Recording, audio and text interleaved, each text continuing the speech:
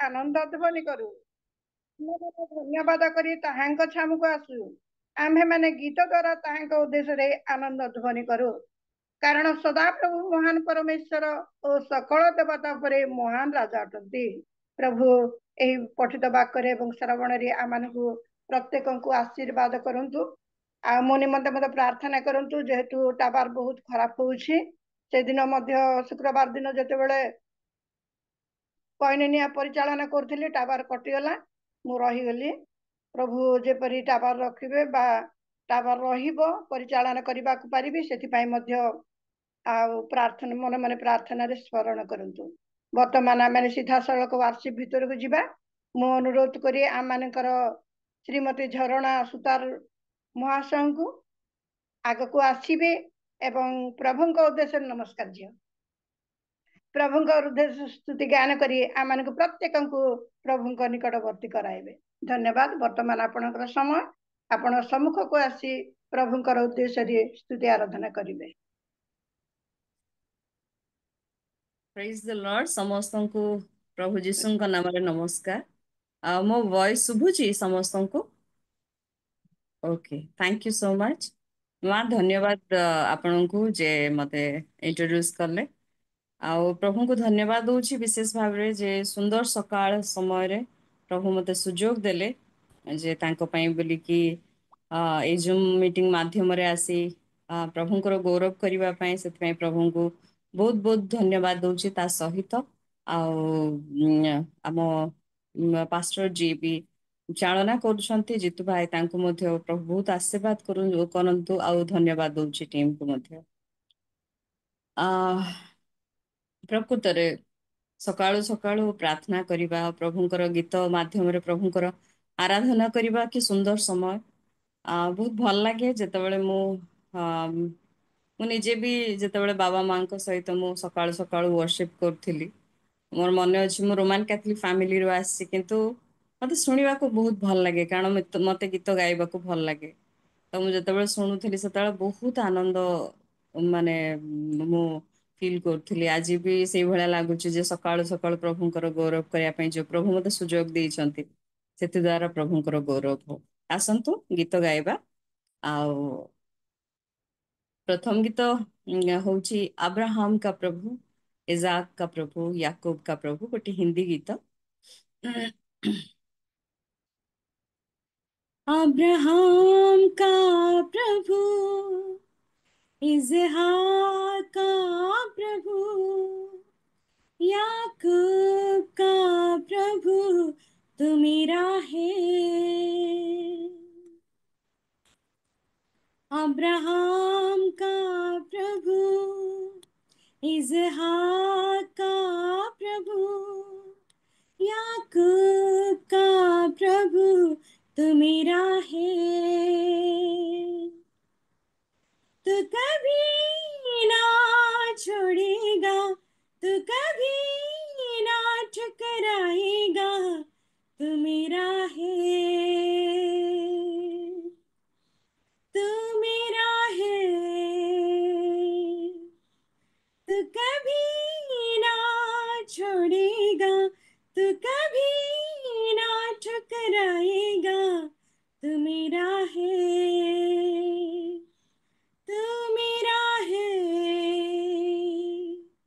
Abraham का प्रभु इजहाक का प्रभु याकूब का प्रभु तू मेरा है तू कभी ना छोड़ेगा तू कभी ना ठुकराएगा तू मेरा है तू मेरा है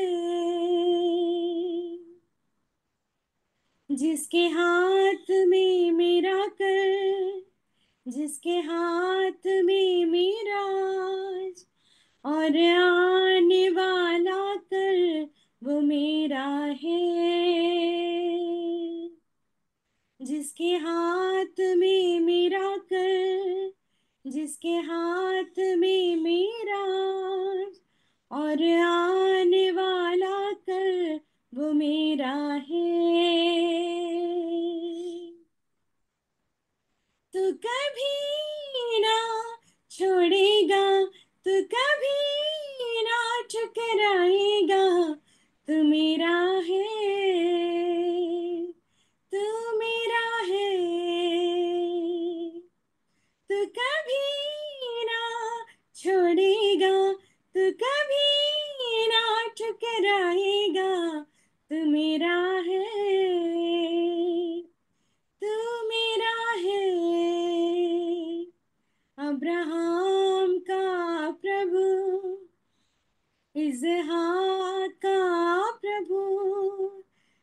याकूब का प्रभु तू मेरा है। नदियाँ मुझे डुबा न सके, अग्नि मुझे जला न सके। मेरा हाथ जो तूने थामा है, नदियाँ मुझे डुबा न सके, अग्नि मुझे जला न सके। मेरा हाथ जो तूने थामा है,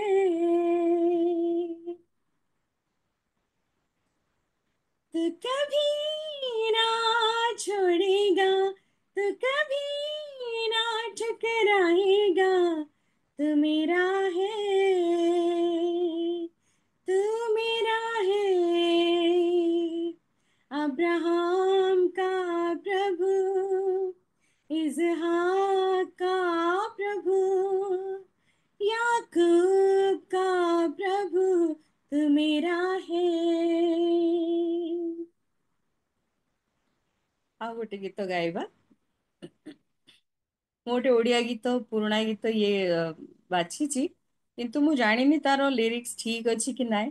ମୁଁ ଗାଉଛି, ଦେଖାଯାଉ ଯେତିକି ମତେ ଆସୁଛି।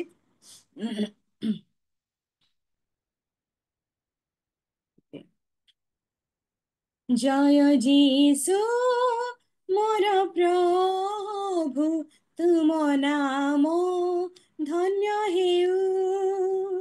জয় যিশু মোর প্রভু, তুম নাম ধন্য হেউ। পড়িথিলি পাপ পঙ্কে মোহি ଅନ୍ଧାରେ, ଉଦ୍ଧାରିଲ ମତେ ପ୍ରଭୁ ସ୍ୱହସ୍ତରେ। ପଡ଼ିଥିଲି ପାପ ପଙ୍କେ ମୋହି ଅନ୍ଧାରେ, ଉଦ୍ଧାରିଲ ମତେ ପ୍ରଭୁ ସ୍ୱହସ୍ତରେ।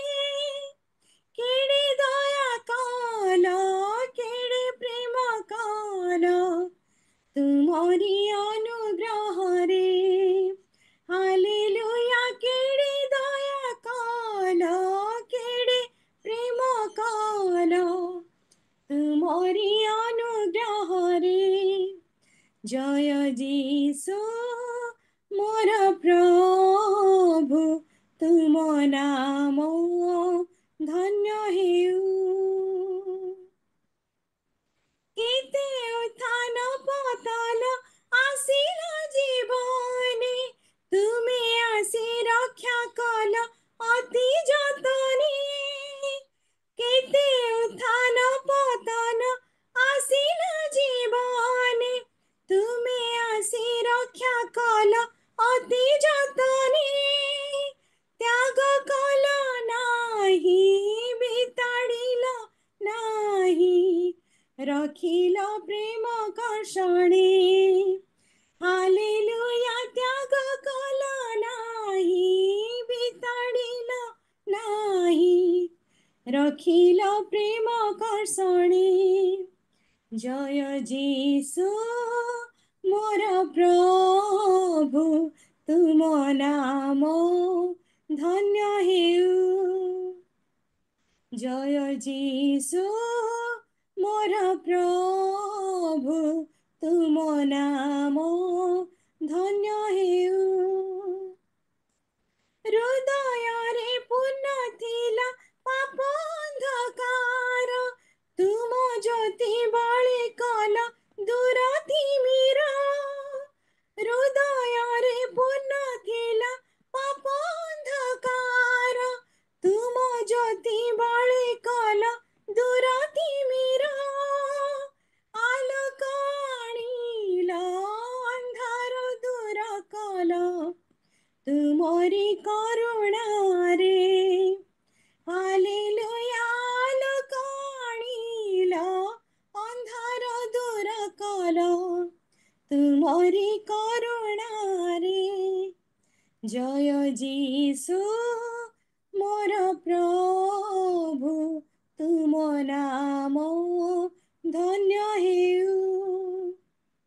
जय जीसु मोर प्रभु तुम नाम धन्य हेउ। Praise God. प्रभु को बहुत बहुत बहुत धन्यवाद। एक्चुअली ମୁଁ ଆହୁରି ଫ୍ଲୁଏଣ୍ଟଲି ଆହୁରି ଗାଇ ପାରିଥାନ୍ତି, କିନ୍ତୁ ମତେ ଫିଲ୍ ହଉଛି ସେ କୋହ ପ୍ରଭୁଙ୍କର ଉପସ୍ଥିତି, ପ୍ରଭୁଙ୍କର ସେ ଉଁ, ମାନେ ବହୁତ ଭଲ ଲାଗୁଛି ଯେ ପ୍ରଭୁଙ୍କର ଉପସ୍ଥିତି କେତେ ସୁନ୍ଦର। ପ୍ରଭୁଙ୍କର ଯେତେବେଳେ ବାକ୍ୟକୁ ଆମେ ଯାଉ, ତାଙ୍କର ଯେତେବେଳେ ଆରାଧନା କରୁ, ସେତେବେଳେ ସେଇ ଗୋଟେ ଗୋଟେ ୱାର୍ଡସ୍ ଆମ ପାଇଁ ବୋଲିକି କେତେ କମ୍ପ୍ଲିଟ ହଉଛି। ପ୍ରଭୁ ଆମମାନଙ୍କୁ ସବୁବେଳେ ଛୁଆ ଭଳିଆ ଦେଖନ୍ତି, ସବୁବେଳେ ଆମେ ତାଙ୍କର ସନ୍ତାନ। ଆଉ ପ୍ରଭୁ ଆମମାନଙ୍କୁ ସୁଯୋଗ ଦଉଛନ୍ତି ଯେ ଆମେ ତ 24 ଘଣ୍ଟା ଭିତରେ ଜାଣିନି ଆମେ କେତେ ସମୟ ଦଉଛୁ ପ୍ରଭୁଙ୍କୁ, କିନ୍ତୁ ଯେତିକି ସମୟ ଦଉଛୁ ସେତିକି ସମୟ ଆମେ ସେ କ୍ୱାଲିଟି ସମୟ ଦଉଛୁ ନା ନାଇଁ, ସେଇଟା ବହୁତ ଦରକାର। ଆଉ ଆମେ ୱର୍ସିପ ଦ୍ଵାରା, ବାକ୍ୟ ଦ୍ଵାରା ପ୍ରଭୁଙ୍କର ଯେ ଏତେ ନିକଟତର ହଉ। କିନ୍ତୁ ଯେମିତି ମୁଁ ଭାବୁଛି ଜୁମ୍ କଲ୍ ସରିଗଲା, ଯେମିତି ଇଏ ହେଇଗଲା, ଆମେ ଗୋଟେ ଅଲଗା ପର୍ସନାଲିଟି ହେଇଯାଉ। ବଟ୍ ପ୍ରଭୁଙ୍କୁ ବହୁତ ବହୁତ ଧନ୍ୟବାଦ ଯେ ଏତେ ସୁନ୍ଦର ସୁଯୋଗ ପ୍ରଭୁ ମତେ ଦେଇଛନ୍ତି, ସେଥିପାଇଁ ପ୍ରଭୁଙ୍କୁ ବହୁତ ବହୁତ ଧନ୍ୟବାଦ। ତ ଆଉ ଗୋଟେ ଗୀତ ହଉଛି ହିନ୍ଦୀ ଗୀତ। ୟାର ଲିରିକ୍ସ ଏତେ ସୁନ୍ଦର, ମୋର ମୋର ବହୁତ ଫେଭରେଟ ବି ଏ ସଙ୍ଗ ଟା। ଆ ପ୍ରକୃତରେ ପ୍ରଭୁଙ୍କୁ ଆମ ଜୀବନରେ ପ୍ରଭୁଙ୍କର ବହୁତ ଜରୁରତ। ଯାହା ମାନେ ନିଶ୍ୱାସ ନେବା ପାଇଁ ମଧ୍ୟ ପ୍ରଭୁଙ୍କର ଆମମାନଙ୍କୁ ଦରକାର। ଆମମାନଙ୍କୁ ପ୍ରଭୁଙ୍କର ଦରକାର, ସେଥିପାଇଁ ପ୍ରଭୁଙ୍କୁ ବହୁତ ବହୁତ ଧନ୍ୟବାଦ ଦଉଛି। ଚାଲନ୍ତୁ ଏ ଗୀତ ଗାଇବା।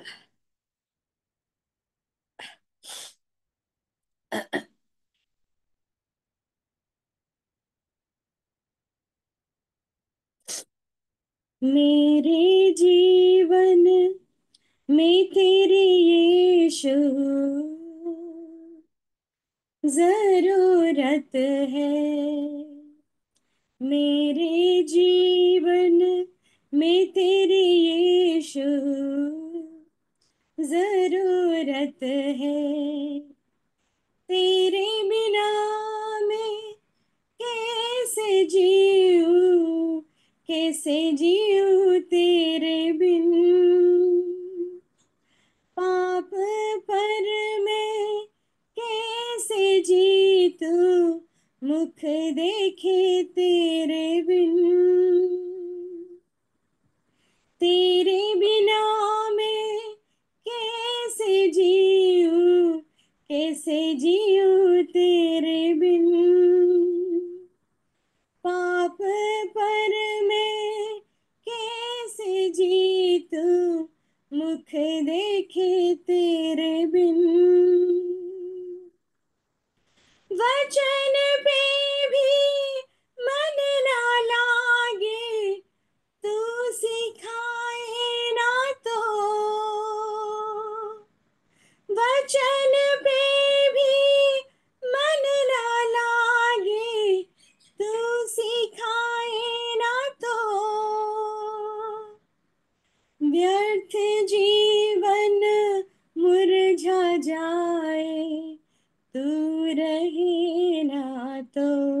मेरे जीवन में प्रभु, मेरे जीवन में तेरी यीशु जरूरत है। भटकूं तो मैं कहाँ जाऊं, घेरा तूने जो है।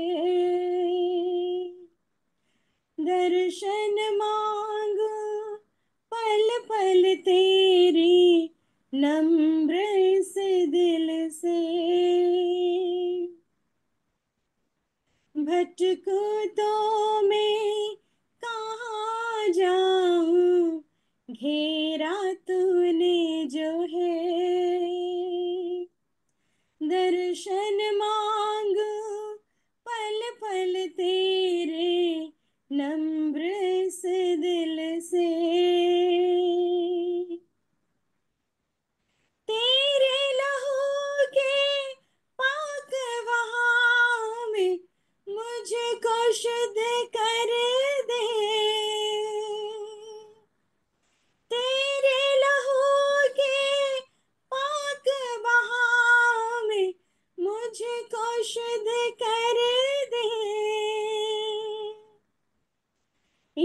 शरीर मंदिर में हरदम तेरी प्रसन्नता रहे।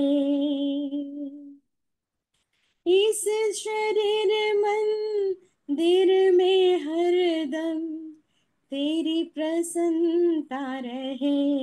मेरे जीवन में प्रभु, मेरे जीवन में तेरी यीशु जरूरत है। मेरे जीवन में तेरी यीशु जरूरत है। Praise God, hallelujah.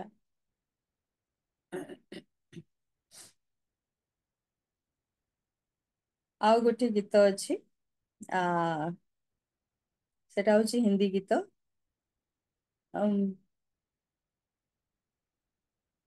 जिस नाम में है जिंदगी, वो नाम है यीशु मसीह।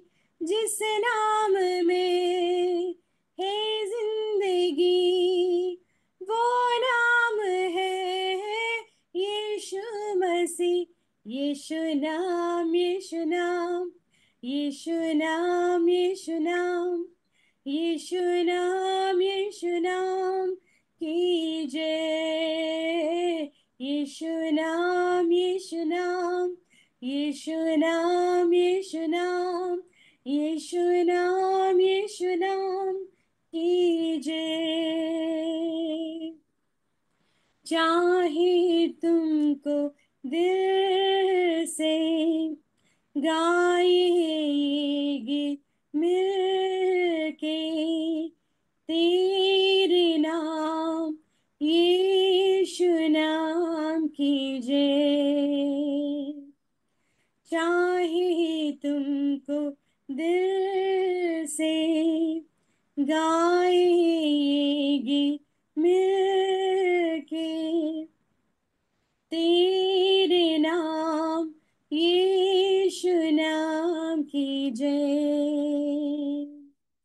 जिस नाम में है बंदगी, वो नाम है यीशु मसीह। जिस नाम में है जिंदगी, वो नाम है यीशु मसीह। यीशु नाम, यीशु नाम, यीशु नाम, यीशु नाम, यीशु नाम, यीशु नाम की जय। यीशु नाम, यीशु नाम, यीशु नाम, यीशु नाम, यीशु नाम, यीशु नाम की जय।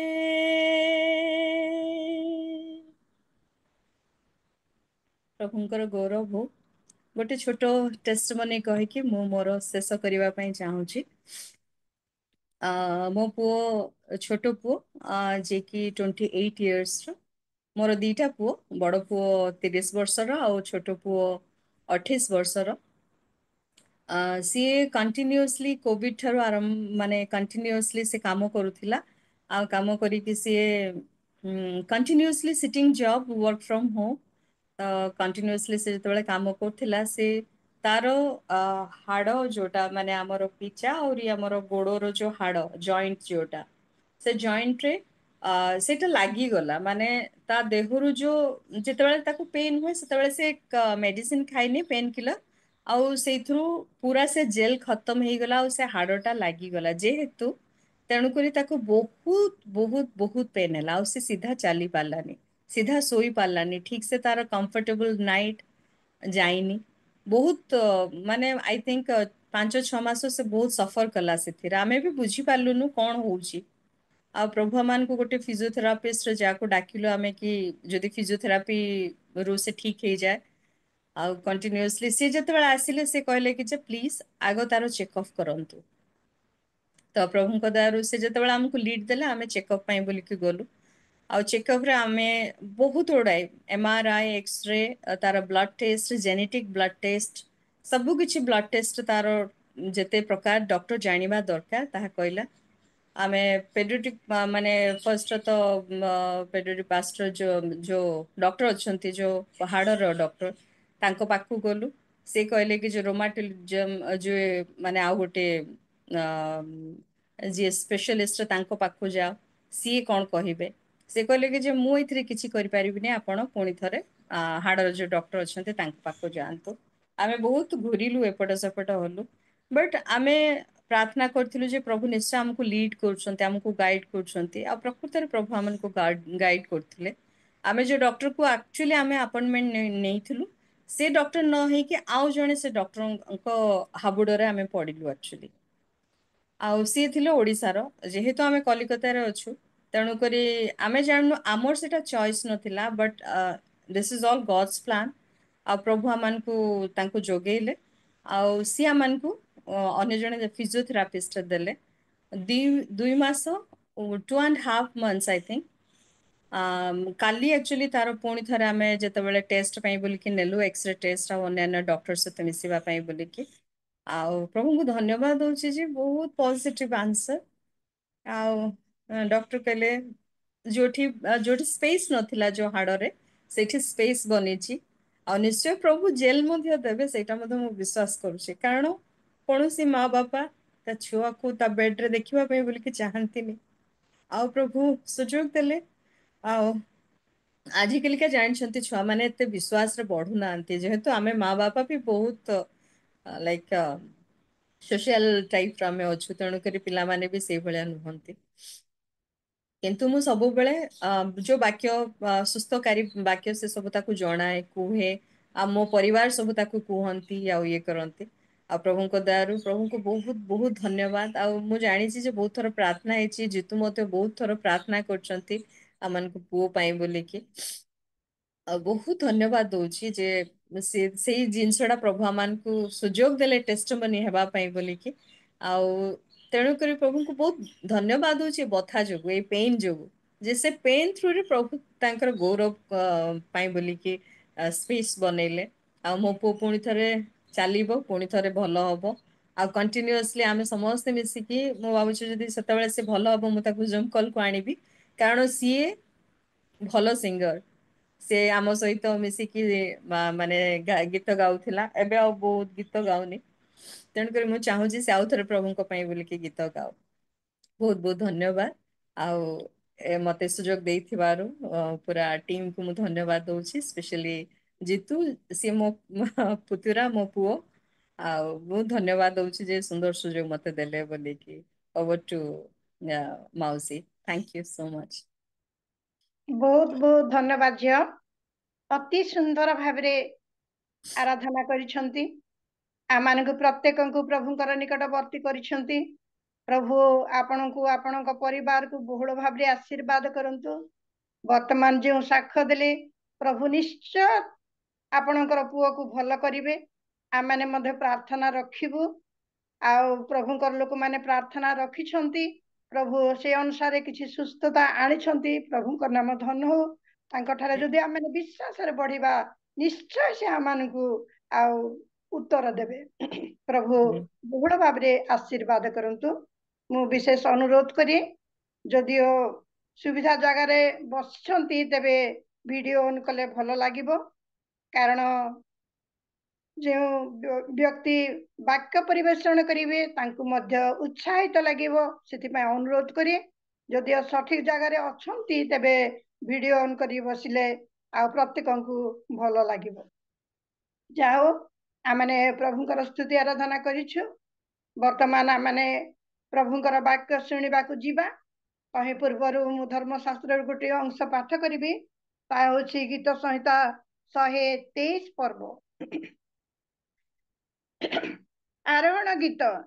ହେ ସର୍ବପୃଷ୍ଟ, ମୁଁ ତୁମ୍ଭ ଆଡେ ଊର୍ଦ୍ଧ୍ୱ ଦୃଷ୍ଟି କରି ଦେଖ, ଯେପରି ଦାସ ମାନଙ୍କର ଚକ୍ଷୁ ସେମାନଙ୍କର କର୍ତ୍ତାର ହସ୍ତକୁ ଓ ଦାସୀର ଚକ୍ଷୁ ଆପଣା କର୍ତ୍ତୀର ହସ୍ତକୁ ଅନାଏ, ସେହିପରି ସଦାପ୍ରଭୁ ଆମ ମାନଙ୍କର ପରମେଶ୍ୱର ଆମ ମାନଙ୍କୁ ଦୟା କରିବା ପର୍ଯ୍ୟନ୍ତ ଆମମାନଙ୍କର ଚକ୍ଷୁ ତାହାଙ୍କୁ ଅନାଇଥାଏ। ହେ ସଦାପ୍ରଭୁ, ଆମ ମାନଙ୍କୁ ଦୟା କର, ଆମ ମାନଙ୍କୁ ଦୟା କର, କାରଣ ଆମେ ମାନେ ଅବଜ୍ଞାରେ ଅତିଶୟ ପରିପୂର୍ଣ୍ଣ ହୋଇଅଛୁ। ସୁଖଶାଳୀ ମାନଙ୍କର ଉପହାସରେ ଓ ଅହଙ୍କାରୀ ମାନଙ୍କର ଅବଜ୍ଞାରେ ଆମମାନଙ୍କର ପ୍ରାଣ ଅତିଶୟ ପୂର୍ଣ୍ଣ ହୋଇଅଛି। ପ୍ରଭୁ ଏହି ପଠିତ ବାକ୍ୟରେ ଶ୍ରବଣରେ ଆମମାନଙ୍କୁ ପ୍ରତ୍ୟେକଙ୍କୁ ଆଶୀର୍ବାଦ କରନ୍ତୁ। ବର୍ତ୍ତମାନ ଆମମାନେ ବସିଛୁ ପ୍ରଭୁଙ୍କର ଆଶୀର୍ବାଦ ପାଇବା ପାଇଁ। ଆଉ ପ୍ରଭୁଙ୍କ ନିକଟରେ ଆମମାନେ ପ୍ରାର୍ଥନା କରିଛୁ। ଆଉ ଆଜିର ବାକ୍ୟ ମୁଁ ପଢିଲା ବେଳେ ଭଳି ଦାସୀରେ ଯେପରି ଆପଣର କର୍ତ୍ତୀର ହସ୍ତକୁ ଅନାଏ, ଦାସ ଯେପରି ଆପଣର କର୍ତ୍ତାର ହସ୍ତକୁ ଅନାଏ, ଆମମାନେ ସେହି ମହାପରମେଶ୍ୱର ପ୍ରଭୁଙ୍କର ହସ୍ତକୁ ଆମମାନେ ଅନାଉଛୁ। ତାଙ୍କର ଆଶୀର୍ବାଦକୁ ଆମମାନେ ଅପେକ୍ଷା କରୁଛୁ। ତାଙ୍କର ବାକ୍ୟ ଆମମାନେ ଶୁଣି ଯେପରି ଆପଣ ଜୀବନକୁ ଆମମାନେ ସଜାଡ଼ିବା, ପ୍ରସ୍ତୁତ କରିବା। କାରଣ ସମୟ ନାହିଁ, ଦିନ ନାହିଁ। ଏହି ଦିନ ମାନଙ୍କରେ ଆମମାନେ ଯେପରି ପ୍ରଭୁଙ୍କର ନିକଟବର୍ତ୍ତୀ ହୋଇ ଆମମାନେ ପ୍ରଭୁଙ୍କ ନିକଟରେ ସେହି ଦିନ ସାକ୍ଷାତ କରିବାକୁ ପାରିବେ। ପ୍ରଭୁ ଏହି ପଠିତ ବାକ୍ୟରେ ଏବଂ ଶ୍ରବଣରେ ଆଶୀର୍ବାଦ କରନ୍ତୁ। ବର୍ତ୍ତମାନ ମଧ୍ୟ କରେଣ୍ଟ ଚାଲିଗଲା, ଯଦିଓ ଟାୱାର ଯଦି ଚାଲିଯାଏ ତେବେ ଆମ ଆଗକୁ କଢେଇ ନେବେ ହୋଷ୍ଟ ମହାଶୟ। ବର୍ତ୍ତମାନ ମୁଁ ଅନୁରୋଧ କରି ପ୍ରଭୁଙ୍କର ଦାସୀ ସମ୍ମୁଖରେ ଅଛନ୍ତି, ତାଙ୍କ ନିମନ୍ତେ ମଧ୍ୟ ଆମମାନେ ବିଭିନ୍ନ ସ୍ଥାନ ଥିଲେ ମଧ୍ୟ ପ୍ରଭୁଙ୍କର ପାଦ ତଳେ ବସିଛୁ। ଆମମାନେ ଯେପରି ମନୋଯୋଗ ସହିତ ପ୍ରଭୁଙ୍କର ବାକ୍ୟ ଶୁଣିବା, ଗ୍ରହଣ କରିବା, ସେଥିପାଇଁ ଏବଂ ପ୍ରଭୁଙ୍କର ଦାସୀ ମଧ୍ୟ ପବିତ୍ର ଆତ୍ମାର ସ୍ପର୍ଶତାରେ ତାଙ୍କର ମୁଖ ଦ୍ୱାରା ପ୍ରଭୁଙ୍କର ବାକ୍ୟ ପ୍ରକାଶ କରିବେ, ସେଥିପାଇଁ ମଧ୍ୟ ଆମମାନେ ପ୍ରାର୍ଥନା କରିବାର ଆବଶ୍ୟକତା ରହିଅଛି। ମୁଁ ଅନୁରୋଧ କରି ଜଗତ ପରିଛା ମହାଶୟ, ଆଜ୍ଞା ନମସ୍କାର, ମତେ ଶୁଣି ପାରୁଛନ୍ତି କି? ଜଗତ ପରିଛା ମହାଶୟ,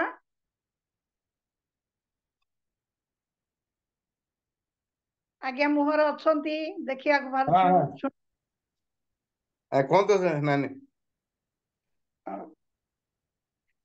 ଶୁଣି ପାରିଲେ କି? ଆମମାନେ ଯେତେ ବସିଛୁ, ଆମମାନେ ଯେପରି ପ୍ରଭୁଙ୍କର ବାକ୍ୟ ମନୋଯୋଗ ସହିତ ଶୁଣିବା ଏବଂ ପ୍ରଭୁଙ୍କର ବାକ୍ୟକୁ ଆଉ ଧାରଣ କରିବା।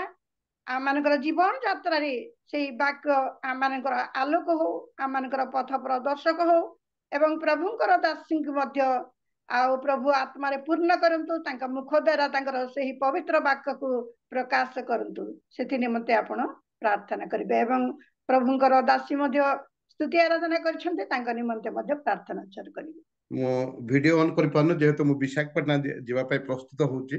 ଆଉ ଆସନ୍ତୁ ପ୍ରାର୍ଥନା କରିବା। ଧନ୍ୟବାଦ ଦଉଛି ପିତା ତୁମର ପବିତ୍ର ମହତ୍ ନାମକୁ। ପ୍ରତି ପ୍ରଭାତରେ ତୁମର ଆରାଧନା କରିବା ପାଇଁ, ତୁମର ବାକ୍ୟ ଗ୍ରହଣ କରିବା ପାଇଁ ଆମକୁ ସୁନ୍ଦର ସୁଯୋଗ ରଖିଛ। ତେଣୁ ତୁମର ସେ ପବିତ୍ର ମହତ୍ ନାମକୁ ଧନ୍ୟବାଦ ଦିଏ। ଯେ ପ୍ରକାର ପ୍ରଭୁ ତୁମର ଆରାଧନା ସହିତ ତୁମର ବାକ୍ୟକୁ ହୃଦୟ ସହିତ ଆମେ ଗ୍ରହଣ କରିବୁ, ଶୁଣିବୁ, ସେଥିପାଇଁ ଦୟା କର ପିତା। ଯେତେବେଳେ ବିଶେଷ ପ୍ରାର୍ଥନା କରେ, जो सिस्टर से आराधना करछन्ते तांको विशेष आशीर्वाद करो। से जो साक्ष्य स्वरूप निज पिला मान को कथा कहउथिल, से पिला मान को मते विशेष आशीर्वाद करो। हे पिता, तुम दासी को आज वाक्य दे पाए रखियछ। से जेतेबेला आसन्ते अति सुंदर वाक्य प्रकाश करी प्रत्येकन को से निज निज जीवन को सजाड़वा निमंते एवं निज जीवन को परीक्षा करने निमंते से सबले तुमे तांको सहाय हे आसीअछ।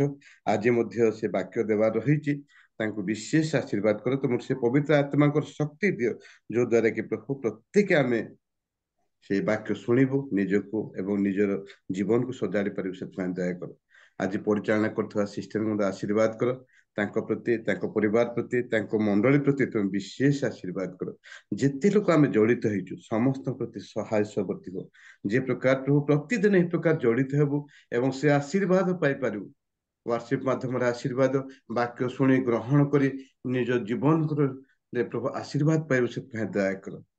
वक्ता श्रोता समस्त प्रति सहाय सबर्ती हो बोली यहोवा जिस्वापा तुम चंत मागुछि। आमेन।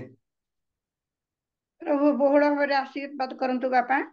समस्त विषय ने प्रार्थना उत्सर्ग करछन्ती। आपनकर यात्रा पथ मध्य प्रभु सफल करंतु। समस्त अमंगल विपद दुर्घटना प्रभु सुरक्षा करी निर्दिष्ट स्थान को नहीं पहुंचाओ बोली प्रार्थना करे।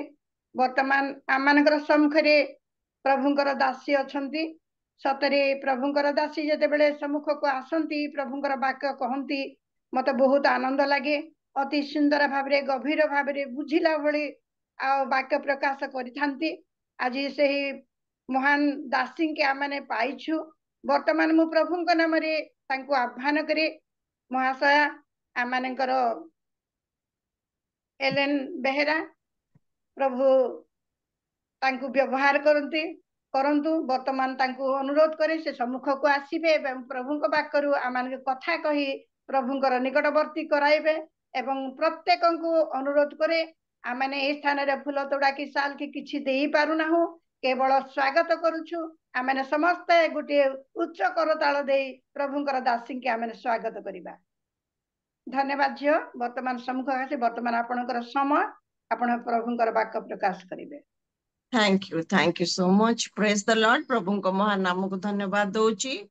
प्रभु महान सुंदर सुजोग देचंती पुनर्बार रियल मिनिस्ट्री सहित एई भली सुंदर सहभागिता पाइबा पाइका सती पाई प्रभुंकर धन्यवाद करूछि। आज हमकु प्रिसाइड परिचालना रे तथा वर्शिप रे आगे नैथिबा प्रभु को दासी मानकु भी धन्यवाद जणाए। प्रभु सहाय्य कले आउ समस्त विषय दे गौरव पाइचंती सती पाई प्रभु को धन्यवाद देवा संगे संगे पीटर आज्ञा को भी धन्यवाद दउची। से मो पई भी आज सुंदर सुजोग कर देचंती आपन मान को गहण को प्रभुंकर वाक्य धरि आसीबा पई प्रभु तांकु मध्य बहुल भाव रे आशीर्वाद करंतु। प्रार्थना करितबा प्रमोद आज्ञा को भी मु धन्यवाद जणाई। तेबे आसंतु आमाने आज सकाळ गोटे अंश चिंता करिबा गणना पुस्तक तार 14 पर्व 7 पद एवं 8 पद। गणना 14 7 पद 8 पद। आउ से माने इस्राएल संतान गणर समस्त मंडली की कहिले आम्भे माने जो देश अनुसंधान करिबाकू जाइथिलु ताहा अत्यंत उत्तम देश। जेबे सदा प्रभु आम्भ मानक ठारे संतुष्ट हुअंती तेबे से आम्भ मानकू सेही देश को आनिबे ओ ताहा आम्भ मानकू देबे सेही देश दुग्ध मधु प्रवाही अटे। एडी बहुत सुंदर आमे देखुचु 8 पद हमर आज चिंता रहिबो। जेबे सदा प्रभु आम्भ मानक ठारे संतुष्ट हुअंती तेबे से आम्भ मानकू सेही देश को आनिबे। जेबे आउ तेबे प्रभु आम ठारे शर्त होची कौन प्रभु सबु कले ठीक अच्छी आनिले से देश देखैले से देश रखिचंती अत्यंत उत्तम देश अटे ताहा दुग्ध मधु प्रवाही देश अटे। तथापि कंडीशन कौन जेबे सदा प्रभु आम्भ मान को ठारे संतुष्ट हुअंती तेबे कौन करिवे सही देश को आनिबे। तो एठी आमे देखिबा प्रभुंकर संतोष पात्र हेबा हमर निहाती प्रयोजनीय।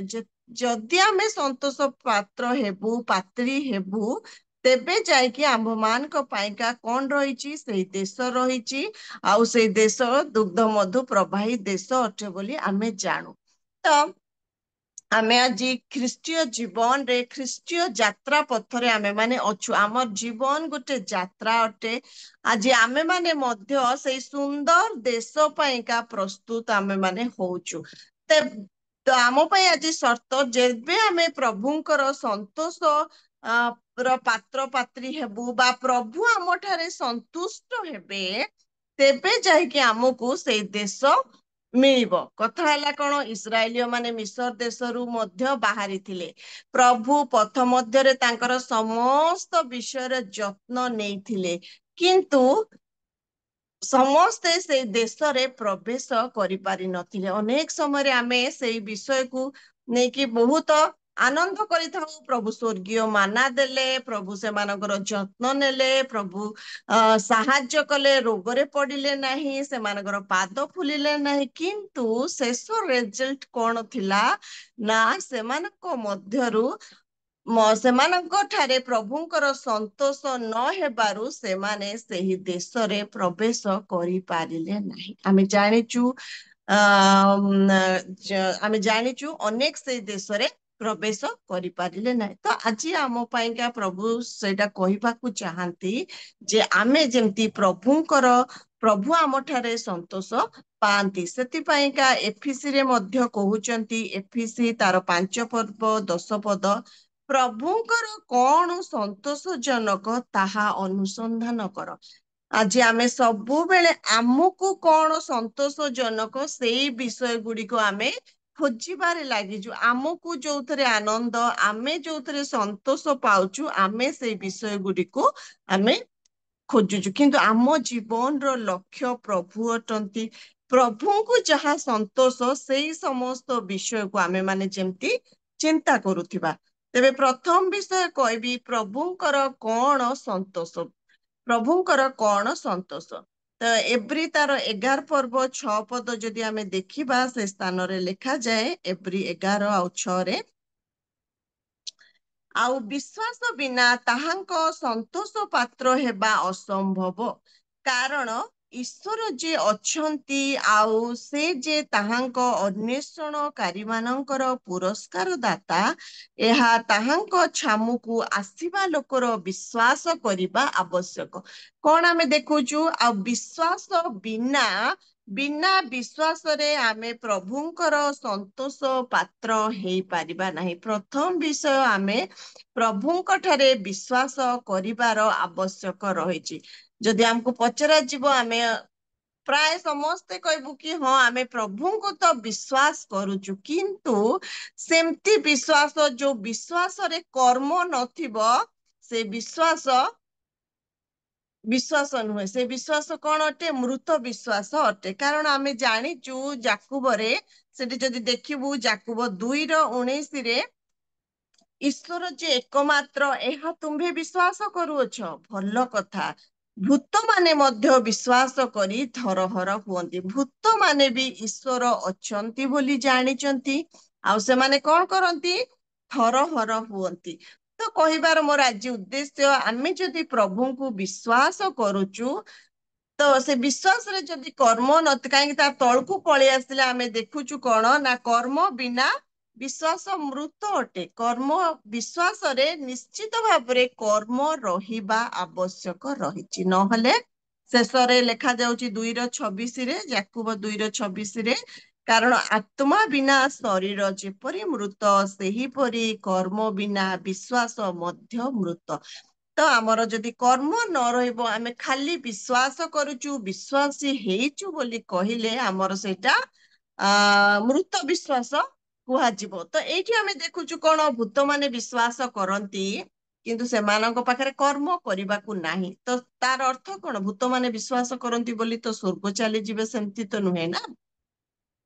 ଆଜି ଆମ ପାଖରେ ସୁଯୋଗ ରହିଛି ଆମେ ବିଶ୍ୱାସ କରି ଯେତେବେଳେ ମନ ପରିବର୍ତ୍ତନ କରୁ ସେତେବେଳେ ଆମେ ପ୍ରଭୁଙ୍କର ରାଜ୍ୟର ଅଧିକାରୀ ହେଇଥାଉ ଆଉ ସେଇ ବିଶ୍ୱାସରେ ହିଁ ପ୍ରଭୁଙ୍କର ସନ୍ତୋଷ ଥାଏ ଯଦି ଆମେ ପ୍ରେରିତ ତାର 20 ପର୍ବ 21 ପଦ ଦେଖିବା ସେଇ ସ୍ଥାନରେ ରହିଛି ବିଶ୍ୱାସ ଆଉ ମନ ପରିବର୍ତ୍ତନ ପ୍ରେରିତ 20:21 ଶିକ୍ଷା ଦେବାକୁ ସଂକୁଚିତ ନ ହୋଇ ଈଶ୍ୱରଙ୍କ ପ୍ରତି ମନ ପରିବର୍ତ୍ତନ ପୁଣି ଆମ୍ଭମାନଙ୍କ ପ୍ରଭୁ ଯୀଶୁଙ୍କ ପ୍ରତି ବିଶ୍ୱାସ ବିଷୟରେ ଜିହୁଦୀ ଓ ଗ୍ରୀକ ମାନଙ୍କ ନିକଟରେ ସାକ୍ଷ୍ୟ ଦେଉଥିଲି ତାହା ତୁମ୍ଭେ ମାନେ ଜାଣ କଣ କହୁଛନ୍ତି ଏ ସ୍ଥାନରେ ନା ଈଶ୍ୱରଙ୍କ ପ୍ରତି ମନ ପରିବର୍ତ୍ତନ ପୁଣି ଆମ୍ଭମାନଙ୍କ ପ୍ରଭୁ ଯୀଶୁଙ୍କ ପ୍ରତି ବିଶ୍ୱାସ ବିଷୟରେ ସେ ଜିହୁଦୀ ଆଉ ଗ୍ରୀକ ମାନଙ୍କ ନିକଟରେ ପାଉଲ କଣ କରୁଛନ୍ତି ସାକ୍ଷ୍ୟ ଦେଉଥିଲେ ତ ଆମର ବିଶ୍ୱାସରେ ରହିବା ଦରକାର ପ୍ରଥମ ବିଷୟ ହଉଛି ମନ ପରିବର୍ତ୍ତନ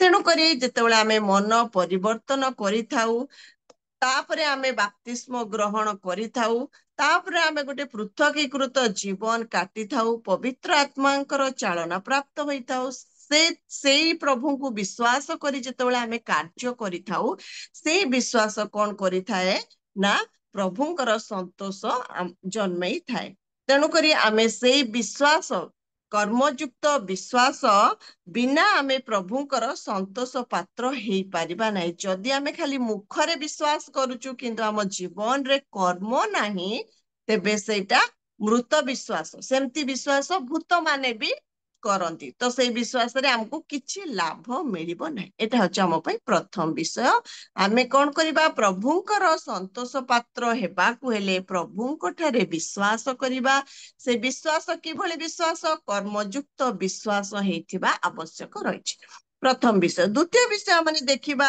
ଗୀତ ସଂହିତା 147:11 147 Psalm 147 verse 11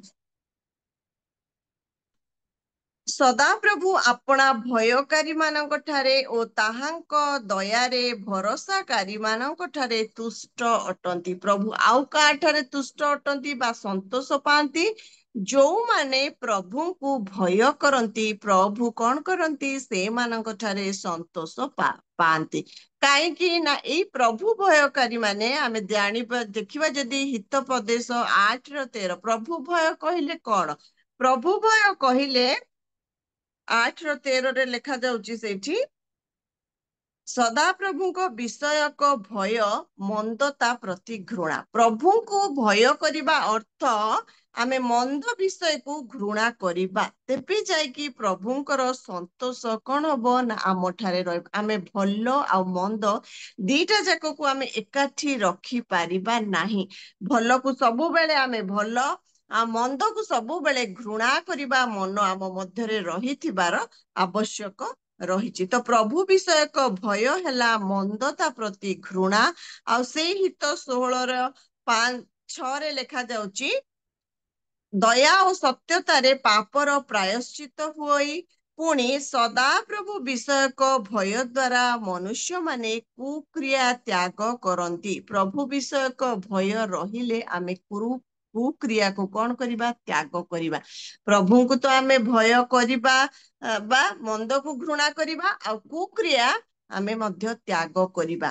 ଅନେକ ସମୟରେ ସେ କୁକ୍ରିୟା ରହିଯାଇଥାଏ ଯେହେତୁ ପ୍ରଭୁ ଭୟ ନଥାଏ।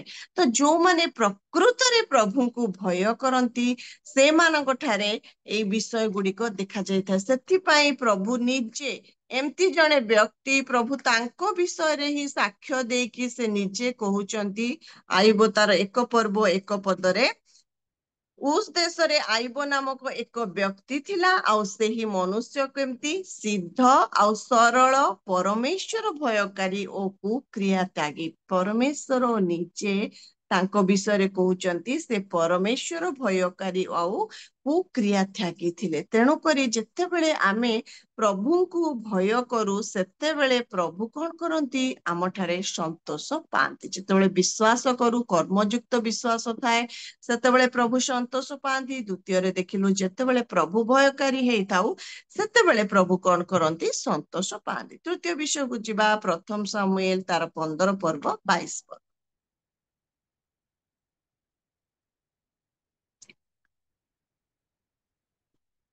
15:22 ସେଠି ଆମେ ଦେଖୁଛୁ, ତହିଁରେ ସାମୁଏଲ କହିଲେ, ଯେପରି ସଦାପ୍ରଭୁଙ୍କ ରବ ଶୁଣିବାରେ, ସେପରିକି ହୋମ ଓ ବଳିଦାନରେ ସଦାପ୍ରଭୁଙ୍କର ସନ୍ତୋଷ ହୁଏ। ଦେଖ, ଶୁଣିବା ବଳିଦାନ ଠାରୁ ଓ ମନୋଯୋଗୀ ହେବା ମେଦ ଠାରୁ ଉତ୍ତମ। ତ ଏଇଠି ଆମେ ଦେଖୁଛୁ ସାମୁଏଲ କଣ କରୁଛନ୍ତି? ପ୍ରଭୁଙ୍କର ରବ ସେ ଶୁଣୁନାହାନ୍ତି, ପ୍ରଭୁଙ୍କର ସେ ବାଧ୍ୟ ହେଉନାହାନ୍ତି। ପ୍ରଭୁ ତାଙ୍କୁ କହୁଛନ୍ତି ଯେ ତମେ ସେଇ ଅମାଲେକୀୟ ମାନଙ୍କୁ ସମସ୍ତଙ୍କୁ ବଧ କରିବା ପାଇଁକା, ଛୋଟ ଠାରୁ ବଡ ପର୍ଯ୍ୟନ୍ତ, ପୁରୁଷ, ସ୍ତ୍ରୀ, ଶିଶୁ, ଗୋରୁ ସମସ୍ତଙ୍କୁ ବଧ କରିବା ପାଇଁ ଏଇଟା ପ୍ରଭୁଙ୍କର ଆଦେଶ ଥିଲା। ସେଇ 15 ପର୍ବ ଆମେ ଜାଣିଛୁ, 1 ସାମୁଏଲର 15 ପର୍ବ। କିନ୍ତୁ ସେ କଣ କରୁଛନ୍ତି ନା ପ୍ରଭୁଙ୍କର ବାଧ୍ୟ ହେଉନାହାନ୍ତି। ପ୍ରଭୁ ଯଦି କହିଲେ ତାଙ୍କୁ ବଧ କରିବାକୁ, ମାନେ ବଧ କରିବାକୁ, ଆମକୁ ସେଠି ଦୟା କରିବାକୁ ନାହିଁ। ଶତ୍ରୁ କହିଲେ, ଆମର ଶତ୍ରୁ କିଏ? ସେଦିନ ସାମୁଏଲଙ୍କ ପାଖରେ ପଲେଷ୍ଟୀୟ ମାନେ ଅମାଲେକୀୟ ମାନେ ତାଙ୍କର ଶତ୍ରୁକୁ ସମସ୍ତଙ୍କୁ ନାଶ କରିବାକୁ। ଆଜି ମଧ୍ୟ ଆମର ଜୀବନର ଶତ୍ରୁର କାର୍ଯ୍ୟକୁ ଆମେ ଜାଣିଛୁ, ତାକୁ ସମ୍ପୂର୍ଣ୍ଣ ରୂପେ ଆମକୁ କଣ କରିବାକୁ ପଡିବ ନା ବଧ କରିବାକୁ ପଡିବ। କିନ୍ତୁ ଅନେକ ସମୟରେ ଆମେ ବଧ ନ କରିକି କମ୍ପ୍ରମାଇଜ ହେଇଯାଉ। ସେଇ ଶତ୍ରୁ ସହିତ ଆମେ କଣ ହେଇଥାଉ? ବେଳେ ବେଳେ କମ୍ପ୍ରମାଇଜ ଲାଇଫ କାଟିଥାଉ।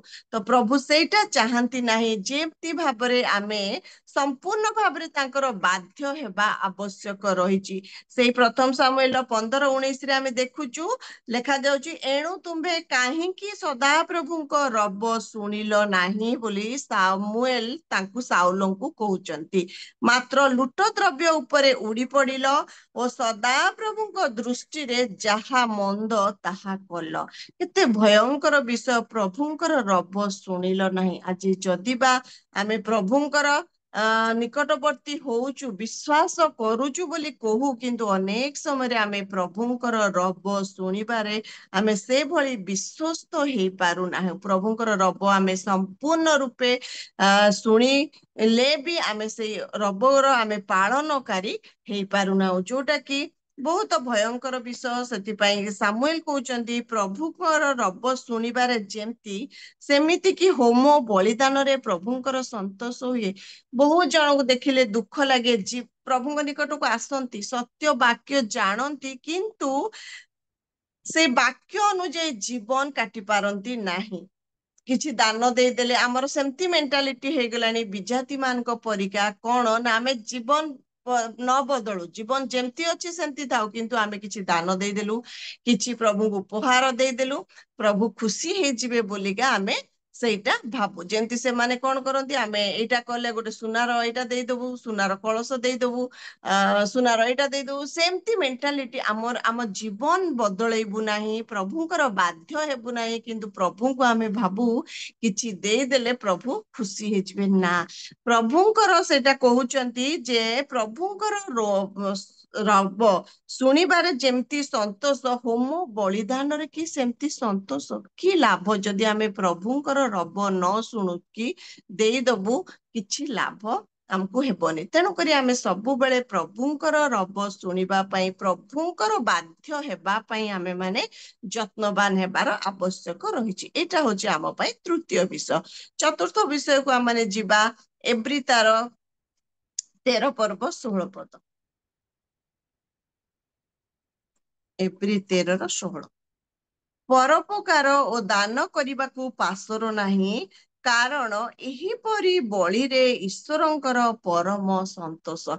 ଆମେ ଯେମିତି ଅନ୍ୟର ଉପକାର କରିବା ପାଇଁକା ଆମେ ଯେମିତି ନ ପାସରୁ, କାହିଁକି କୁହାଯାଉଛି ପରୋପକାର ଓ ଦାନ କରିବାକୁ ପାସୋର ନାହିଁ। ଅନେକ ସମୟରେ ଆମେ ସେ ଉପକାର କରିବା ପାଇଁ, ଅନ୍ୟକୁ ଦାନ କରିବା ପାଇଁ କଣ ହେଇଥାଉ ନା ପାସୋରି ଯାଇଥାଉ। ସେଇଦିନ ଆମେ ଦେଖୁଛୁ ସେଇ ଗୁଡ ସମରିଟିଆନ ର ଘଟଣାଟି ଉତ୍ତମ ସମୀରଣୀୟ, ଯେ କି ଜେରୁସାଲେମରୁ ଜିରିହକୁ ଯାଉଥିଲେ, ଆଉ ଡକାୟତ ମାନଙ୍କର ହାବୁଡରେ ପଡୁଛନ୍ତି। ଜଣେ ଯାଜକ ଯାଉଛନ୍ତି, ଦେଖୁଛନ୍ତି, କିଛି ନାହିଁ, ଲେବି ଯାଉଛନ୍ତି, କିଛି ନାହିଁ, କିନ୍ତୁ ସେଇ ସମୀରଣୀୟ ଲୋକଟି ତାଙ୍କର କଣ କରୁଛନ୍ତି, ସାହାଯ୍ୟ କରୁଛନ୍ତି। ଆଜି ମଧ୍ୟ ଆମେ ଅନ୍ୟମାନଙ୍କର ସାହାଯ୍ୟରେ ଆସିବା, ପରୋପକାର କହିଲେ କଣ, ଅନ୍ୟର ଉପକାରରେ ଆସିବାର ଆବଶ୍ୟକ ରହିଛି। ଅନେକ ସମୟରେ ଆମେ ଉପକାର କରିବା ପାଇଁକା ଆମର ସାମର୍ଥ୍ୟ ଥିଲେ ବି, ଉପକାର ମୋର ଏଇଠି ଅନ୍ୟକୁ କରିବାର ଆବଶ୍ୟକ ଜାଣିଲେ ବି ଆମେ କରି ନଥାଉ, କିନ୍ତୁ ସେଇଥିରେ ହିଁ ପ୍ରଭୁଙ୍କର ପରମ ସନ୍ତୋଷ ବୋଲିକା ଲେଖାଯାଏ।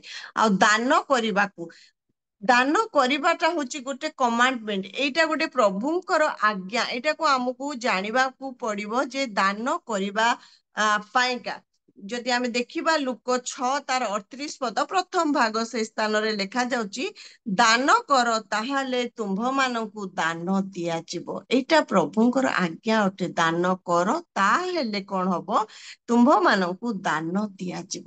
ତେଣୁକରି ଅନେକ ସମୟରେ ଆମେ ଯେମିତି ଦାନ କରିବାକୁ କୁଣ୍ଠିତ ନ ହେଉ, କୁଣ୍ଠିତ ନ ହଉ। ହିତୋପଦେଶ 3ରେ ମଧ୍ୟ ଆମେ ଦେଖିବା 27ରେ, ଉପକାର କରିବାର ସାମର୍ଥ୍ୟ ତୁମ୍ଭ ହସ୍ତରେ ଥିଲେ ଉଚିତ ଦାନ ପାତ୍ର ମାନଙ୍କୁ ନାସ୍ତି କର ନାହିଁ।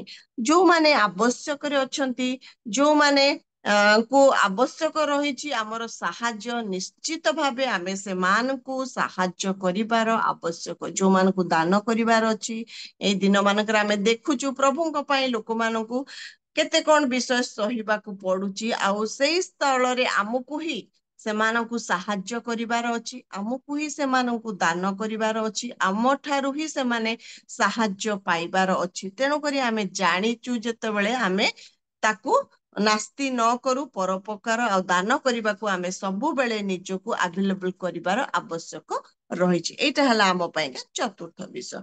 ପଞ୍ଚମ ବିଷୟ ଯିବା, ଆମେ ଦେଖିବା ଗୀତ ସଂହିତା 16:3। ଗୀତ ସଂହିତା 16:3। ପୃଥିବୀରେ ଯେଉଁ ପବିତ୍ର ଲୋକମାନେ ଅଛନ୍ତି ସେମାନେ ଆଦରଣୀୟ, ସେମାନଙ୍କ ଠାରେ ମୋହର ପରମ ସନ୍ତୋଷ ବୋଲି। କେତେ ସୁନ୍ଦର ଭାବରେ ଲେଖା ଯାଉଛି ଯେଉଁ ପୃଥିବୀରେ ସ୍ୱର୍ଗରେ ବୋଲି କୁହାଇନି, ପୃଥିବୀରେ ବି ଲୋକ ଅଛନ୍ତି। ଆଉ କେମିତି ଅଛନ୍ତି? ପବିତ୍ର ଭାବରେ ଅଛନ୍ତି। ପୃଥିବୀରେ ଯେଉଁ ପବିତ୍ର ଲୋକ ଅଛନ୍ତି ସେମାନେ ହଉଛନ୍ତି କଣ ନା ସେମାନେ ଆଦରଣୀୟ, ସେମାନଙ୍କ ଠାରେ ମୋହର ପରମ ସନ୍ତୋଷ। ତେଣୁକରି ଆମେ ସବୁବେଳେ ଗୋଟେ ପବିତ୍ର ଜୀବନ ଯାପନ କରିବା। ଆମେ ଜାଣିଛୁ ଆମର ଆହ୍ୱାନକର୍ତ୍ତା ପିତା ପବିତ୍ର। ଯାକୋବ 1 ପିତର 1:15 କହୁଛନ୍ତି, ତୁମ ମାନଙ୍କର ଆହ୍ୱାନକର୍ତ୍ତା ଯେଭଳି ପବିତ୍ର ତୁମେ ସେମିତି ସମସ୍ତ ଆଚରଣରେ ପବିତ୍ର ହୁଅ। ଆମେ ଜାଣିଛୁ ଆମର ପ୍ରଭୁ ପବିତ୍ର। ଆମେ ଜଗତରେ ଯେତେ ଦିନ ବଞ୍ଚିଛୁ ଆମେ ଗୋଟେ ପବିତ୍ର ଜୀବନ ଯାପନ କରିବା ପାଇଁ ସବୁବେଳେ ଚେଷ୍ଟିତ ହେବାର ଆବଶ୍ୟକ। ଅନେକ ସମୟରେ ଆମର ମେଣ୍ଟାଲିଟି ଏମିତି ହେଇଯାଇଛି ଯେ ଆମେ ହେଇପାରିବୁ ନାହିଁ, ଆମେ ହେଇପାରିବୁ ନାହିଁ। ମୁଁ କହେ ଯେ ଆମେ ଯେତେବେଳେ ଚେଷ୍ଟା କରୁ ପ୍ରଭୁ ସାହାଯ୍ୟ କରିବେ। ପିଲାମାନେ ଏକ୍ସାମରେ ଯେତେବେଳେ ଲେଖନ୍ତି କିଛି, ସେତେବେଳେ ଟିଚର ମାନେ ଗ୍ରେସ୍ ବସେଇଥାନ୍ତି। ଯଦି ନ ଲେଖିବେ ତ ଗ୍ରେସ୍ କୋଉଠି ବସେଇବେ? ତ ଆମେ ଯେତେବେଳେ ଚେଷ୍ଟା କରିବୁ ପ୍ରଭୁ ନିଶ୍ଚିତ ଭାବରେ ଆମକୁ ସାହାଯ୍ୟ କରିବେ ପବିତ୍ର ହେବା ପାଇଁ। ତାଙ୍କର ବାକ୍ୟ ଦେଇଛନ୍ତି, ତାଙ୍କର ରକ୍ତ ଦେଇଛନ୍ତି, ତାଙ୍କର ସାହାଯ୍ୟକାରୀଙ୍କୁ ଦେଇଛନ୍ତି। ଏଇ ସମସ୍ତ ବିଷୟ ଥାଇକି ଯଦି ଆମେ ନ କରିପାରିବୁ ନିଜକୁ ପବିତ୍ର, ତାହେଲେ ଦୋଷ ଆମର, ଆମେ ଅନ୍ୟକୁ ଦୋଷ ଦେଇପାରିବୁ ନାହିଁ। ତ ଏଇ ପବିତ୍ର ହେବା ପାଇଁ ପ୍ରଭୁ କଣ କରିଛନ୍ତି ନା ଜଗତର ପତନ ପୂର୍ବେ ସେ ଆମ୍ଭମାନଙ୍କୁ ମନୋନୀତ କରିଛନ୍ତି। ଏଫେସୀ 1:4 ଲେଖା ଯାଉଛି, ଅର୍ଥାତ୍ ଆମ୍ଭେମାନେ ଯେପରି ତାହାଙ୍କ ସାକ୍ଷାତରେ ପବିତ୍ର ଓ ଅନିନ୍ଦନୀୟ ହେଉ, ଏଥିପାଇଁ ସେ ଜଗତର ପତନ ପୂର୍ବେ ତାହାଙ୍କ ଠାରେ ଆମ୍ଭମାନଙ୍କୁ ମନୋନୀତ କଲେ। ଏଇ ଯୋଜନା ନେଇକି ଆମେ ଯେମିତି ପ୍ରଭୁଙ୍କ ସାକ୍ଷାତରେ ପବିତ୍ର ହେଉ, ଅନିନ୍ଦନୀୟ ହଉ, ଏଇ ଯୋଜନା ନେଇକି ପ୍ରଭୁ ଆମକୁ କଣ କରିଛନ୍ତି? ମନୋନୀତ କରିଛନ୍ତି। ଆଉ ଯେତେବେଳେ ତାଙ୍କର ଲୋକମାନେ ଏଇ ପୃଥିବୀରେ ପବିତ୍ର ଜୀବନ ଯାପନ କରନ୍ତି, ସେତେବେଳେ କଣ ନା ପ୍ରଭୁ ହିଁ ସନ୍ତୋଷ ପାଆନ୍ତି। ସେଇମାନଙ୍କ ଠାରେ ପ୍ରଭୁଙ୍କର ପରମ ସନ୍ତୋଷ। ପ୍ରଥମ ବିଷୟ ଆମେ ଦେଖିଲୁ ବିଶ୍ୱାସ, କର୍ମଯୁକ୍ତ ବିଶ୍ୱାସ।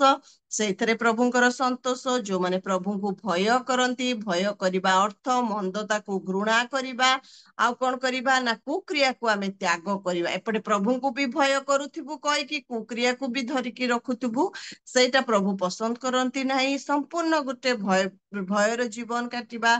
ଆଉ ପ୍ରଭୁଙ୍କର ଯୋଉମାନେ ରବ ଶୁଣିବା ବା ପ୍ରଭୁଙ୍କର ବାଧ୍ୟ ହେବା, ସେଇଥିରେ ପ୍ରଭୁ ସନ୍ତୋଷ ପାଆନ୍ତି। ପରୋପକାର ଦାନ ଯେତେବେଳେ କରିଥାଉ ପ୍ରଭୁ ସନ୍ତୋଷ ପାଆନ୍ତି। ତାପରେ ଆମେ ଦେଖିଲୁ ପବିତ୍ର ଲୋକମାନେ ଯୋଉମାନେ ଅଛନ୍ତି ପୃଥିବୀରେ, ପ୍ରଭୁ ସେମାନଙ୍କ ଠାରେ କଣ ସନ୍ତୋଷ ପାଆନ୍ତି। ତାପରେ ଆମେ ଦେଖିବା 6ରେ, ଜ୍ଞାନ ଯେତେବେଳେ ଆମେ ମାଗିଥାଉ ସେତେବେଳେ ଆମେ ପ୍ରଭୁଙ୍କର ସନ୍ତୋଷ ଜନକ ହେଇଥାଉ। ପ୍ରଥମ ରାଜା ତାର 3 ପର୍ବ 9 ପଦ ଆଉ 10 ପଦ। ସେ ଘଟଣାଟି ଆମେ ଜାଣିଛୁ। ଯେତେବେଳେ ସଲୋମନ ପ୍ରଥମ ରାଜା ହଉଛନ୍ତି, ସେତେବେଳେ ପ୍ରଭୁ ତାଙ୍କୁ ପଚାରୁଛନ୍ତି କଣ ମାଗୁଛ ମାଗ ବୋଲି, କଣ ମାଗୁଛ ମାଗ। ତ ସେତେବେଳେ ସଲୋମନ ଗୋଟେ ବିଷୟ ମାଗୁଛନ୍ତି ପ୍ରଭୁଙ୍କୁ, ଯୋ ଦ୍ୱାରା କି ପ୍ରଭୁ ବହୁତ ଖୁସି ହେଇଯାଉଛନ୍ତି। ଆଉ ସେ କହୁଛନ୍ତି ପ୍ରଭୁ ତମର ଏତେ ବଡ ଜନତାକୁ ସମ୍ଭାଳିବା ପାଇଁ ମତେ ସେମାନଙ୍କ ସହିତ କେମିତି ବ୍ୟବହାର କରିବି, କଣ କରିବି, ମୁଁ ତ ସେଟା ଜାଣିନି, ମୁଁ ବାଳକ ବୋଲିକା। ତ ମତେ କଣ କର ନା ଭଲ ମନ୍ଦର ବିଚାର କରିବା ପାଇଁ ମତେ ଜ୍ଞାନୀ ମନ ଦିଅ। ଆଉ ସେ ଯେତେବେଳେ ଏଇ ବିଷୟଟି ମାଗୁଛନ୍ତି, ସେତେବେଳେ ପ୍ରଭୁ ବହୁତ ସନ୍ତୁଷ୍ଟ ହେଲେ। ପଢି ଦଉଛି ପ୍ରଥମ ରାଜାବଳୀ 3:9 ଆଉ 10। ଏ ହେତୁ ଯେପରି ଆମ୍ଭେ ଭଲ ଓ ମନ୍ଦର ପ୍ରଭେଦ ଜାଣିପାରିବୁ, ଏଥିପାଇଁ ତୁମ୍ଭ ଲୋକମାନଙ୍କର ବିଚାର କରିବା ନିମନ୍ତେ ତୁମ୍ଭର ଏହି ଦାସକୁ ଜ୍ଞାନୀ ମନ ଦିଅ। କାରଣ ତୁମ୍ଭର ଏହି ମହାଗୋଷ୍ଠୀର ବିଚାର କରିବାକୁ କିଏ ସମର୍ଥ? ସଲୋମନ ଯେ ଏହି ବିଷୟ ମାଗିଲେ, ଏହି କଥାରେ ପ୍ରଭୁ ସନ୍ତୁଷ୍ଟ ହେଲେ। କେତେ ସୁନ୍ଦର ବିଷୟ। ପ୍ରଭୁ କହୁଛନ୍ତି ତମେ ନିଜ ପାଇଁ କିଛି ମାଗିନ, ମାନେ ନିଜର ଦୀର୍ଘାୟୁ ମାଗିନ, ନିଜ ପାଇଁ ଆଉ ଅନ୍ୟ ବିଷୟ ଐଶ୍ୱର୍ଯ୍ୟ ମାଗିନ, ଶତ୍ରୁ ମାନଙ୍କର ପ୍ରାଣ ମାଗିନ, କିନ୍ତୁ ଜ୍ଞାନ ମାଗିଛ। ଆଜି ଆମେ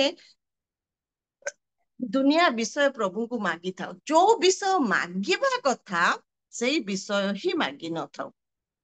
ପ୍ରଭୁ କେମିତି ମୁଁ ଜ୍ଞାନରେ ଚାଲିବି, କେମିତି ମୁଁ ଜଗତରେ ଚାଲିବି ଜ୍ଞାନର ସହିତ, ମତେ ସେଇ ସ୍ୱର୍ଗୀୟ ଜ୍ଞାନ ଦିଅ, ସେଇ ବିଷୟ ଆମେ ଅନେକ ସମୟରେ କଣ କରିଥାଉ ମାଗି ନଥାଉ, କିନ୍ତୁ ଆମର ପ୍ରତ୍ୟେକ ଆବଶ୍ୟକୀୟ ଆମେ ମାଗିଥାଉ, ଯୋଉଟା କି ପ୍ରଭୁ କହନ୍ତି ଯେ ତମେ ରାଜ୍ୟ ଧାର୍ମିକତା ଅନ୍ୱେଷଣ କର ଆଉ ସବୁ ବିଷୟ ଦିଆଯିବ। ମାଗିବା ଭାବିବା ଠାରୁ ପ୍ରଭୁ ଦେଇଥାନ୍ତି। କଣ ମାଗିବା ସେ ବିଷୟରେ ବି ଆମେ ଜାଣିବାର ନିହାତି ଆବଶ୍ୟକ ରହିଛି। ତେବେ ଯଦି ଆମେ ହୋସେୟ 4 ପର୍ବର 6 ପଦ ଦେଖୁ, ସେଠି ଲେଖାଯାଏ ଆମ୍ଭର ଲୋକମାନେ ଜ୍ଞାନର ଅଭାବ ସକାଶୁ କଣ ହେଇଛନ୍ତି? ବିନଷ୍ଟ ହେଇଛନ୍ତି।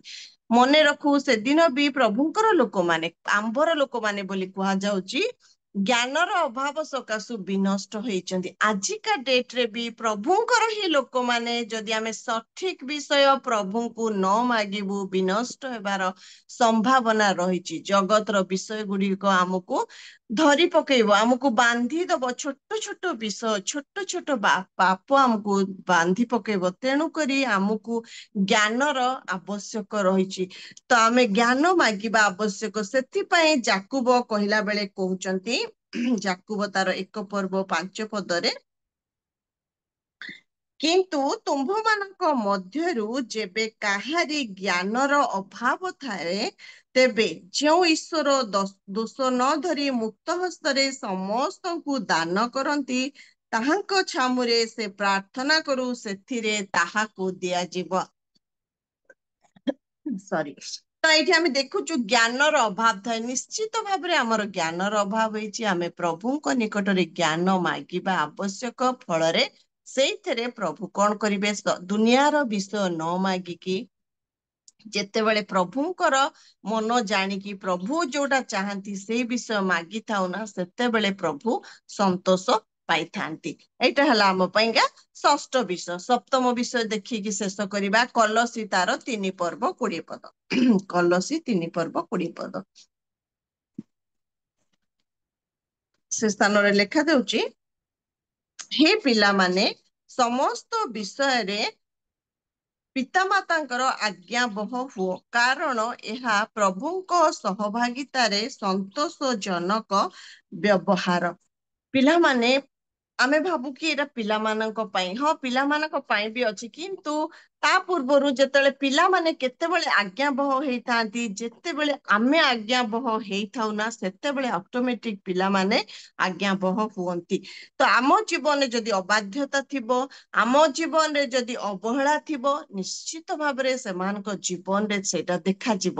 ସେଥିପାଇଁ ଆମକୁ ଜାଗ୍ରତ ରହିବାକୁ ପଡିବ। ଆମେ ଯେତେବେଳେ ଗୋଟେ ବାଧ୍ୟତାର ଜୀବନ କାଟୁ, ଆମେ ଯେତେବେଳେ ଗୋଟେ ସଚେତନର ଜୀବନ କାଟୁ, ଜାଗ୍ରତର ଜୀବନ କାଟୁ, ସେତେବେଳେ ଆମର ପିଲାମାନେ ମଧ୍ୟ ସେଇଭଳି ହେଇଥାନ୍ତି। ଆମେ ଯେତେବେଳେ ପିତାମାତାଙ୍କର ଆଜ୍ଞାବହ ହେଇଥାଉ, ପିଲାମାନେ ସବୁବେଳେ ପ୍ୟାରେଣ୍ଟସ୍ ମାନଙ୍କୁ ଦେଖିଥାନ୍ତି ଆମେ କେତେ ପିତାମାତାଙ୍କ ପ୍ରତି ଯତ୍ନଶୀଳ, ଆମେ କେତେ ପିତାମାତାଙ୍କର ଆଜ୍ଞାବହ ହେଉଛୁ, କେତେ ଆମେ ପିତାମାତାଙ୍କର ଯତ୍ନ ନେଉଛୁ। ଏଇଟା ପିଲାମାନେ ସବୁବେଳେ ଦେଖିଥାନ୍ତି। ତେଣୁକରି ପିଲାମାନଙ୍କୁ କହିଲା ପରିକା କୁହାଯାଉଛି, ସବୁ ବିଷୟରେ ପିତାମାତାଙ୍କର ଆଜ୍ଞାବହ ହୁଅ, କାରଣ ଏହା ପ୍ରଭୁଙ୍କ ସହଭାଗିତାରେ ସନ୍ତୋଷଜନକ ବ୍ୟବହାର। ଯେତେବେଳେ ଆମ ଜୀବନରେ ଏଇ ବିଷୟଟି ରହିଥାଏ, ନିଶ୍ଚିତ ଭାବରେ ପିଲାମାନେ ମଧ୍ୟ ଆମର ପିତାମାତାଙ୍କର ସନ୍ତୋଷ ଭାଜନ ସେମାନେ ହେଇଥାନ୍ତି। ତେଣୁକରି ଆମେ ଏଇ ସମସ୍ତ ବିଷୟ ଦେଖିଲୁ କୋଉଥିରେ ପ୍ରଭୁଙ୍କର ସନ୍ତୋଷ। ତ ସେଦିନ ପ୍ରଭୁଙ୍କର ଲୋକମାନେ କୋଉଥିରେ ପ୍ରଭୁଙ୍କର ସନ୍ତୋଷ ସେମାନେ ଜାଣି ପାରିଲେ ନାହିଁ। ସେଥିପାଇଁ 1 କରନ୍ଥୀ 10:5 କଣ ଲେଖାଯାଉଛି? 1 କରନ୍ଥୀ 10:5, ତଥାପି ସେମାନଙ୍କ ମଧ୍ୟରୁ ଅଧିକାଂଶ ଠାରେ ଈଶ୍ୱରଙ୍କ ସନ୍ତୋଷ ନଥିଲା, ତେଣୁ ସେମାନେ କୋଉଠି ମଲେ? ପ୍ରାନ୍ତରରେ ମଲେ। ଏଇ ସମସ୍ତ କଥା ଯେ ତୁମ୍ଭେମାନେ ଅଜ୍ଞାତ ଥାଅ, ଏହା ମୋହର ଇଚ୍ଛା ନୁହେଁ। କେତେ ସୁନ୍ଦର ପ୍ରଭୁଙ୍କର ବାକ୍ୟ ପ୍ରକାଶ କରେ। ସେମାନଙ୍କୁ ସେଥିପାଇଁ କୁହାଗଲା, ଯେବେ ତମେ ପ୍ରଭୁଙ୍କର ସନ୍ତୋଷ ପାତ୍ର ହେବ, ତେବେ ସେ ଦେଶର ଅଧିକାରୀ, ସେ ଦେଶ ତମେ ଅଧିକାର କରିପାରିବ। ଏଇଠି ଦେଖୁଛୁ ଆମେ ଅଧିକାଂଶ ଠାରେ ପ୍ରଭୁଙ୍କର ସନ୍ତୋଷ ନଥିଲା। ଯଦି 1ରୁ ପଢି ଆସିବା, ଆମେ ଦେଖିବୁ ପ୍ରଭୁ ସବୁ କିଛି କରୁଛନ୍ତି। ମେଘସ୍ତମ୍ଭ ଦଉଛନ୍ତି, ଅଗ୍ନିସ୍ତମ୍ଭ ଦଉଛନ୍ତି, ଖାଦ୍ୟ ଦଉଛନ୍ତି, ସବୁ କିଛି କରୁଛନ୍ତି, ତଥାପି ତା ଭିତରେ ପ୍ରଭୁଙ୍କର ସନ୍ତୋଷ ନଥିଲା। ତେଣୁ ସେମାନେ ପ୍ରାନ୍ତରରେ ମଲେ। ଏଇ ସବୁ କଥା ଯେ ଆମର ଅଜ୍ଞାତ ଥାଉ, ପାଉଲ କହୁଛନ୍ତି ଏଇଟା ମୋର ଇଚ୍ଛା ନୁହେଁ। ଆଜିକା ଡେଟରେ ବି ଆମ୍ଭେମାନେ ପ୍ରଭୁଙ୍କର ସନ୍ତୋଷ ଭାଜନ ନ ହେଇକି ଯଦି ଆମେ ପାଇକି କିଛି କିଛି ବିଷୟ ଭାବୁଛୁ କି ହଁ ପ୍ରଭୁ ଆମକୁ ଦେଲେ ବୋଲି ଆମେ ଖୁସି ହେଇଯାଉଛୁ, କିନ୍ତୁ ପ୍ରଭୁଙ୍କର ସନ୍ତୋଷ ନାହିଁ, ତାହେଲେ ସ୍ୱର୍ଗ ମଧ୍ୟ ଗ୍ୟାରେଣ୍ଟି ନାହିଁ। ତ ଆମକୁ ସେଥିପାଇଁ ସାବଧାନ ହେବାକୁ ପଡିବ, ଆଉ ଜାଗ୍ରତ ମଧ୍ୟ ରହିବାକୁ ପଡିବ, ଯେମିତି ଆମଠାରେ ପ୍ରଭୁଙ୍କର ସନ୍ତୋଷ ରହିବ। ସେଥିପାଇଁ 2 କରନ୍ଥୀ 5:9 ବହୁତ ସୁନ୍ଦର କହୁଛନ୍ତି। 2 କରନ୍ଥୀ 5:9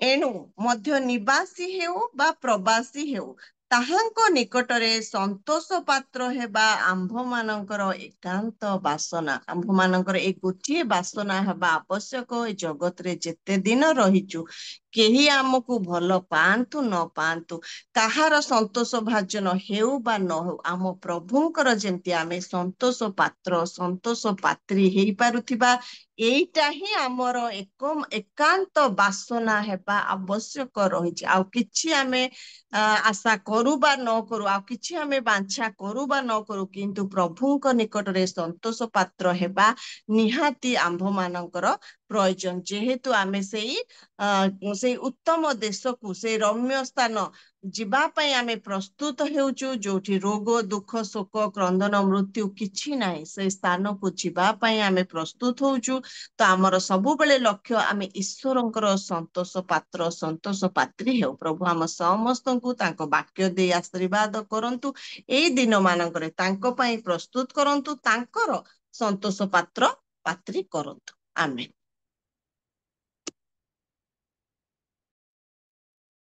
ପ୍ରଭୁଙ୍କ ନାମ ଧନ୍ୟ ହଉ। ଅତି ସୁନ୍ଦର ଭାବରେ ପ୍ରଭୁଙ୍କର ବାକ୍ୟକୁ ବ୍ୟାଖ୍ୟା କରିଛନ୍ତି। ପ୍ରଭୁ ବହୁଳ ଭାବରେ ଆଶୀର୍ବାଦ କରନ୍ତୁ। ପ୍ରଭୁ ଦିନକୁ ଦିନ ସେହି ବାକ୍ୟର ଗଭୀରତା ବୁଝିବା ପାଇଁ, ପ୍ରକାଶ କରିବା ପାଇଁ ପ୍ରଭୁ ଆଶୀର୍ବାଦ କରନ୍ତୁ, ଏବଂ ଆପଣଙ୍କୁ ଆପଣଙ୍କ ପରିବାରକୁ ମଧ୍ୟ ଆଶୀର୍ବାଦ କରନ୍ତୁ।